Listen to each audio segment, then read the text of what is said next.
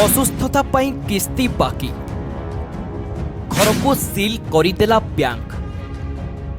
Notice न देई कार्यानुष्ठान रास्तारे बसिले शिक्षक घर थिला परिवार थिला स्वप्न थिला किंतु आजी से सबु किछि भांगी जाइछि बोली अभियोग ऋण नैथिले जणे शिक्षक हेले असुस्थता कारणरू नियमित भावे ऋण परिशोध करिपारिले नाही आउ एबे निज घर थाई मध्य राजरास्तारे बसिछंती संपूर्ण परिवार। घटनाटी घटिछि जाजपुर जिल्लार कोरी अंचल आउ असनझर गाँवर जणे शिक्षकଙ୍କ परिवार आज चर्चारी। परिवारर अभियोग अनुसार घर निर्माण और पारिवारिक आवश्यकता पाई आईसीआईसीआई बैंकरू ऋण नैथिले शिक्षक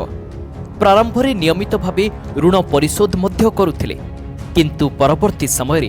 गुरुतर असुस्थता कारणरू आर्थिक संकट देखा देइथिला फल निर्धारित समय ऋणर किस्ती परिशोध करिबा संभव होई नथिला। बैंक सह आलोचना करी समाधानर रास्ता खोजुथिले शिक्षक किंतु हठात जहा घटिला ताहा सेमानंकु आश्चर्य करि दैछि। मु जानि नै कि आसीले हमको कहले घर खोला कर दिन्छ हम घर खोला से एमिति गला हम सारे ना कोठी जाई रही नांदे सास जानती मारो स्वामी छुटा मु छुआ दीटा ओला छुआ ने मु नहीं कि ताको कोठी रही मु नहीं सारे सारे हमें माक्सी टाइम नहीं दिनु ना सारे बैंक कर्तृपक्ष प्रशासन एवं तहसिल प्रशासन सहायतारे तांको घर को सील कर देइछंती। सबुठारु बड़ अभियोग हेउछि एहा पूर्वरु सेमानंकु कोनोसी स्पष्ट नोटिस दिया जाय नथिला। घर सील हेबा परे परिवार सदस्य माने निज घर भितरकु प्रवेश करि पारु नाहंती। घर भितरे रहि जाइछि दैनंदिन व्यवहार सामग्री जरूरी कागजपत्र एवं जीवन जीविकार अनेक सामग्री फल संपूर्ण परिवार एबे अनिश्चितता भितरे दिन काटुथिबा कहिसंती। शुभांजन दास गाँव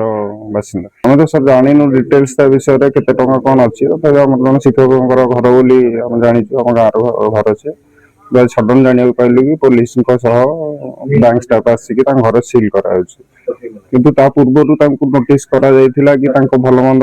गोटे गाँ दृष्टि आम जाचु से जन हैंडिकैप्ड शिक्षक हेले भी जन हैंडिकैप्ड दीर्घ दिन है गोटे रोगर पीड़ित अच्छा से आम आसलु देखा एक्चुअली मानविकता दृष्टि जन शिक्षक जन हैंडिकैप्ड अच्छा घर कर समस्त असुविधा अच्छी से बैंक वाला को आम गाँ हिसाब से रिक्वेस्ट करूँ कि किसी दिन सर टाइम दिखाँ सर कि उल्टा कहते कि तुम कौन पैसा दे पार आम पैसा तो अल्प अमाउंट नौ पैसा देदेबू मानविकता दृष्टि समय मागुथे सर शुणुना सर किसी नोटिस भी कांथरे लगी आम जहाँ देखा पाचु किंतु बैंक कर्मचारी जो मैंने देखुं कि नोटिस कोर्ट अलरेडी आसी से कहते कोर्ट मान करें किंतु आम जानवर जदि जनकर घर सील पर्यटन जीव बारंबार नोटिस कांथर लग कि पब्लिकेशन कर आम इंडिविजुअल जेहतु गाँ लोक समस्त रिक्वेस्ट करते पैसा दे पारूनी किंतु गोटे समय मागुलु कि ना 15 दिन 20 दिन समय देते जीपीएफ हो जहाँ हो गोटे आरेंज करके अदर कोई जमबाड़ी अच्छी देकी से आरेंज करते कि यहाँ होनी बर्तमान समय जन शिक्षकों घर आसिक जबरदस्त सील करवा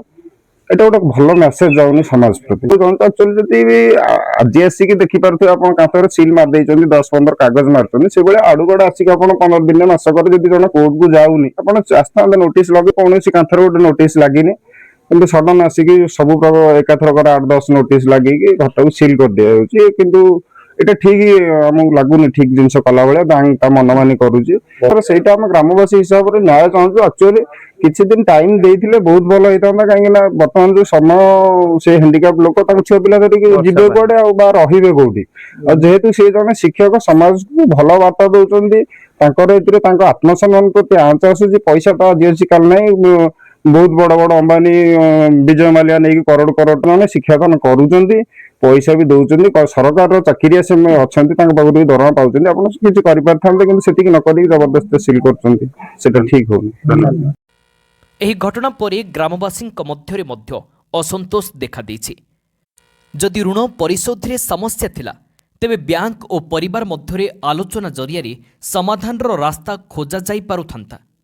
ଏଭଳି ପରିସ୍ଥିତିରେ ଜଣେ ଅସୁସ୍ଥ ଶିକ୍ଷକଙ୍କ ପରିବାରକୁ ଘରଛଡ଼ା କରିବା କେତେ ଦୂର ଯୁକ୍ତିଯୁକ୍ତ ତାହାକୁ ନେଇ ପ୍ରଶ୍ନ ଉଠିଛି। ଏବେ ଦେଖିବାକୁ ବାକି ରହିଲା ଏହି ଘଟଣାରେ ବ୍ୟାଙ୍କ ଓ ପ୍ରଶାସନ ପକ୍ଷରୁ କ'ଣ ପ୍ରତିକ୍ରିୟା ଆସୁଛି ଏବଂ ପୀଡ଼ିତ ପରିବାରକୁ କିପରି ସହାୟତା ମିଳୁଛି।